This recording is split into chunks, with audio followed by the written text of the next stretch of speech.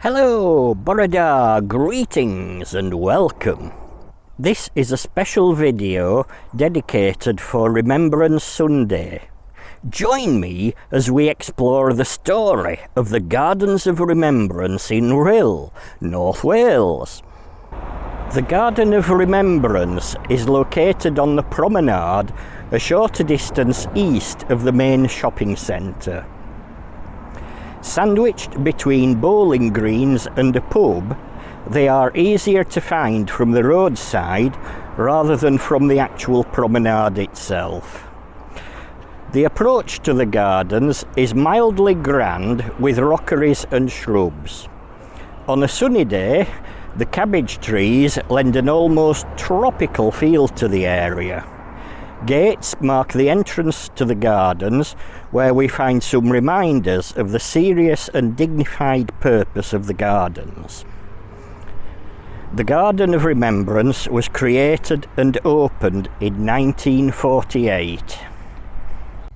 Each year in November, the UK observes Remembrance Sunday. It is always the Sunday closest to the 11th of November, which is the second Sunday in November. Remembrance Sunday has its roots in Armistice Day. In 1918, an armistice or agreement was signed which brought about the end of fighting of World War I and marked the start of peace negotiations between the Allies and Germany. The agreement was signed on neutral territory at Compiègne in France. The signing took place in a railway carriage at 5:10 in the morning. The armistice took effect from 11 o'clock that same day, the 11th of November. That is why we often hear people talking about how the guns fell silent at the 11th hour of the 11th day of the 11th month. It's important to note that this only marked the end of fighting, and the armistice was only valid for 36 days. The reality is that the armistice was renewed several times, and World War I only came to an end officially with the signing of the Treaty of Versailles on the 20th of June 1919. It is also important to note that there were other armistices signed between warring factions, the first of which was the Armistice of Salonika. That was signed by Bulgaria on the 29th of September 1918. Here in Britain, Armistice Day is always the 11th of November. Following the end of World War II, the second Sunday of November was adopted as the day to hold ceremonies to commemorate both World Wars and is now known as Remembrance Sunday. Upon entering the garden, the central statue of a soldier upon a raised plinth of Aberdeenshire granite is immediately obvious. But let's take a closer look. This is not a World War I soldier. This Carrara marble figure is of a Royal Welsh Fusilier in khaki uniform and an unusual hat. Just below the soldier we find an explanation.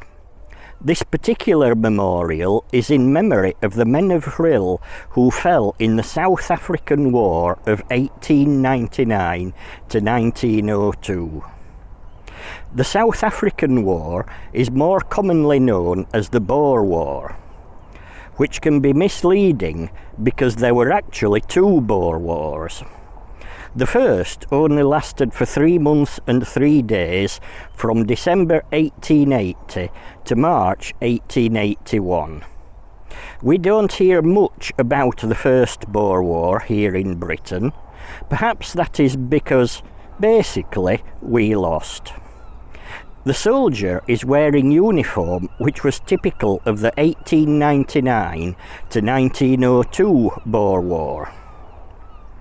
This memorial has not always stood in the Gardens of Remembrance.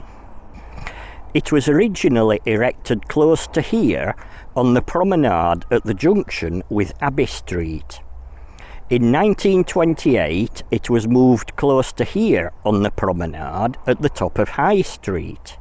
Then in 1948 it moved again to its present location in the Garden of Remembrance. In total, 40 men from Rhyl volunteered to serve in the Boer War. Whilst most returned home, the 6 men named here lost their lives. 2 of the men were killed in action, whilst 1 died of wounds. The 3 at the bottom of the list all died of fever. The monument was paid for by public subscription. Those who contributed were mostly old playmates and acquaintances of the departed. To each side of the central memorial are 2 memorials dedicated to World War I. The Aberdeen grey granite cenotaphs carry 4 bronze plates. Here we find the names of the Rhyl men who fell during World War I. By far, the names of fallen from World War I are the most commemorated in these gardens. It demonstrates the scale and horrors that conflict imposed upon the world. I briefly researched where some of those named met with their fate. France and Belgium, of course, but also Turkey, Denmark, Greece, Iraq, Gaza, Jerusalem, Israel, Tanzania, Egypt, Yemen, Italy, even Canada and Ireland. I looked at the story of just one name I picked at random on this memorial. As a child, Jim lived here on Windsor Street in Rhyl. He had 2 younger sisters and his father was a blacksmith. In June 1915, while still just 15 years old, he joined the training ship HMS Powerful. I found a photograph of HMS Powerful, which is on the right of this picture. This is dated the 10th of April 1912. The ship with 4 funnels in the centre of the photo is of course HMS Titanic, which was just leaving Southampton for her maiden voyage. By December 1915, Jim had turned 16 years of age and joined HMS Invincible, the world's first battlecruiser. Less than 6 months later, in May 1916, HMS Invincible was sunk in the Battle of Jutland in the North Sea off the coasts of Denmark and Norway. Invincible took more than 1,000 crew members with her, including Jim. In total, 25 ships of both sides were destroyed in the battle. Almost 10,000 personnel of both sides lost their lives in the Battle of Jutland. Jim has no grave, but he is remembered here on Rhyl War Memorial. What we know today as World War I was actually called the Great War because of the enormous scale of the conflict. People often described it as the war to end wars. This phrase was coined in 1914 by the British writer H.G. Wells. Another phrase adopted to describe the Great War is "lest we forget." That phrase was first used in 1897 by another British writer, Rudyard Kipling. In September 1939, the world seems to have forgotten. What was to become World War II broke out. 6 years of deadly fighting was to be an even larger conflict, with as many as 85 million people, civilian and military, losing their lives globally. After the end of hostilities, a new set of memorials began to be constructed worldwide. Here in Rhyl, it was decided to create a Garden of Remembrance. The site, here, was chosen and workers mostly from Rhyl set to work. The land is reclaimed sand dunes, as is much of Rhyl Promenade. It was officially opened on the 15th of August 1948. As part of the works, the Boer War and First World War memorials were moved into these gardens. The names of Rhyl residents who fell in World War II were inscribed into the sides of the original Boer War memorial. There have been other conflicts since World War II. It has become routine that Rhyl townspeople who have fallen in any conflict have their name etched into this memorial.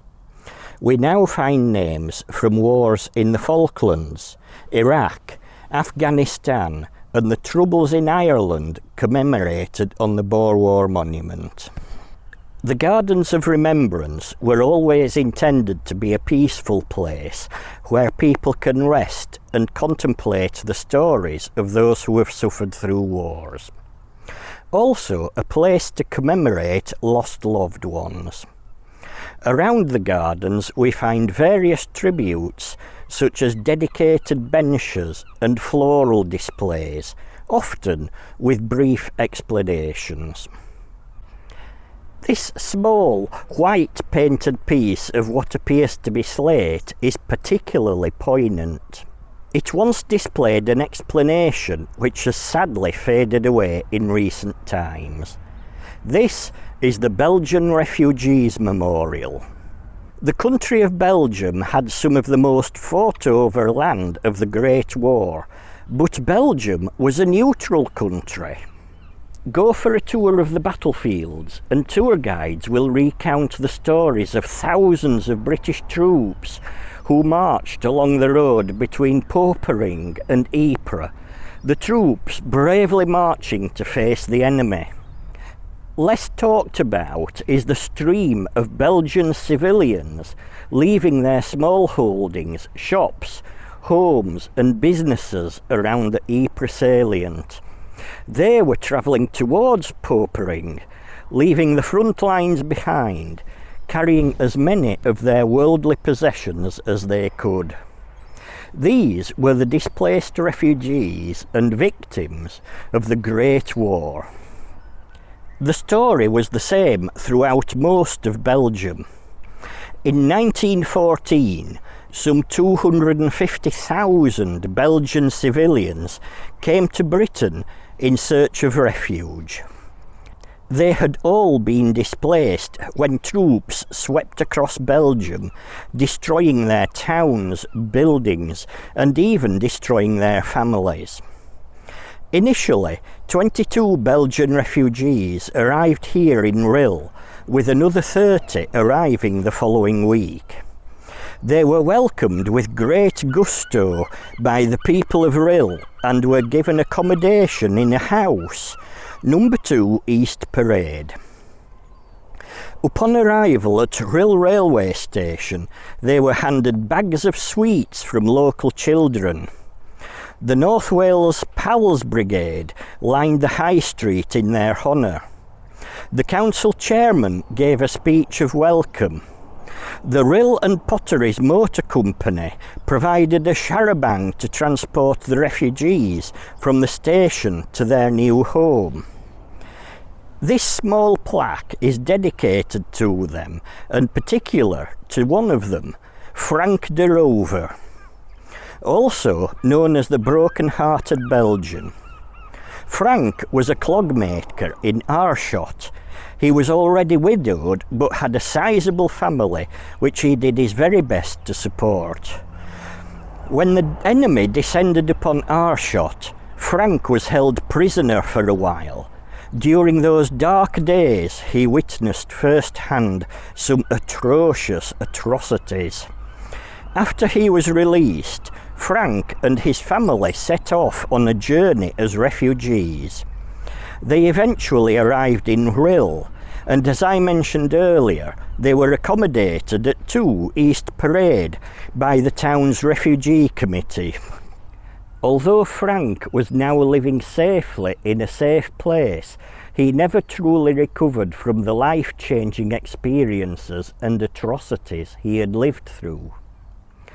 On the 19th of February 1915, Frank's 13-year-old son, Marcel, tried in vain to awaken Frank. The inquest established that Frank had died from mental exhaustion and worry following shock.